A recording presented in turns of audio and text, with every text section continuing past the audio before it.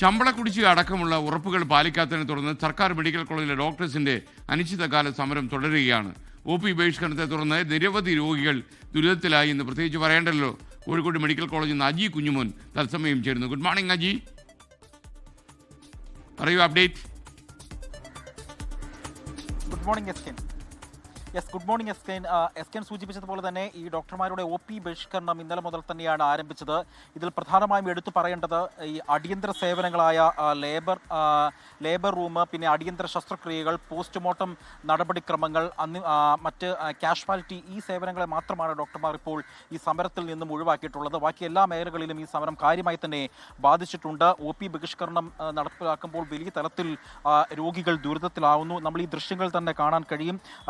നിരവധി പേർ, നമുക്കറിയാം മലബാർ മേഖലയെ സംബന്ധിച്ചിടത്തോളം മലബാറിൽ തന്നെ പ്രധാനപ്പെട്ട ഒരു മെഡിക്കൽ കോളേജാണ് കോഴിക്കോട് മെഡിക്കൽ കോളേജ്. അവിടെ 3 ജില്ലകളിൽ നിന്നടക്കമുള്ള ആളുകളാണ് ഇവിടെ പരിശോധനയ്ക്കായിട്ട് മറ്റ് അവരുടെ ആവശ്യങ്ങൾക്ക് വേണ്ടിയൊക്കെ എത്തുന്നത്. അപ്പോൾ അവരെ തന്നെ ദുരിതത്തിലായിരിക്കുകയാണ് ഈ ഡോക്ടർമാരുടെ ഈ പണിമുടക്ക് എന്നുള്ളതാണ് ഏറ്റവും എടുത്ത് പറയേണ്ടത്. ഡോക്ടർമാർ ഒ പി മാത്രമല്ല പണിമുടക്കുന്നത്, വിദ്യാർത്ഥികളുടെ ക്ലാസ്സുകളും അവർ എടുക്കുന്നില്ല എന്നുള്ള ഒരു വിവരമാണ് നമുക്ക് ഈ ഘട്ടത്തിൽ അറിഞ്ഞത്. നമുക്ക് രോഗികളോട് തന്നെ ചോദിക്കാം. ചേട്ടാ, ഈ ഡോക്ടർമാരുടെ സമരം അറിഞ്ഞിരുന്നോ?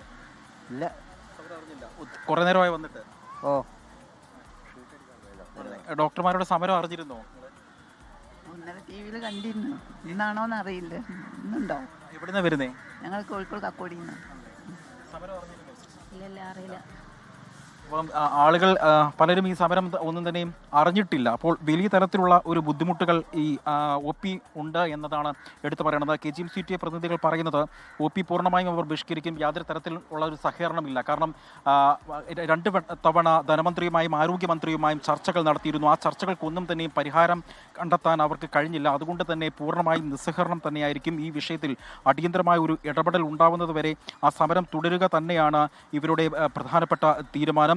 അതായത് പ്രധാനമായും ഗവൺമെന്റിന്റെ ഭാഗത്ത് നിന്ന് തങ്ങൾക്ക് അനുകൂലമായ ഒരു തീരുമാനമുണ്ടായില്ല. ഒരു വിശ്വാസ വഞ്ചന ഗവൺമെന്റ് തങ്ങളോട് കാണിച്ചു എന്നുള്ളതാണ് പ്രധാനമായും ഡോക്ടർമാർ പറയുന്നത്. ഏതായാലും കാര്യമായി തന്നെ കോഴിക്കോട് മെഡിക്കൽ കോളേജിനെയും ഈ ഒ പി ബഹിഷ്കരണം ബാധിച്ചിട്ടുണ്ട്. വരുന്ന മണിക്കൂറുകളിൽ ശക്തമായ സമരപരിപാടികളുമായി മുന്നോട്ട് പോകുമെന്നാണ് KGMCTA ഭാരവാഹികൾ നമ്മളോട് പറഞ്ഞത്. SKN. ലോകത്തെവിടെയായാലും ഏത് സമയത്തും 24 വാർത്തകളും ഓഗ്മെന്റഡ് റിയാലിറ്റി പാക്കേജുകളും എക്സ്പ്ലെയിനറുകളും വിശദമായി കാണാൻ ഞങ്ങളുടെ യൂട്യൂബ് ചാനൽ നിങ്ങൾക്ക് സബ്സ്ക്രൈബ് ചെയ്യാം.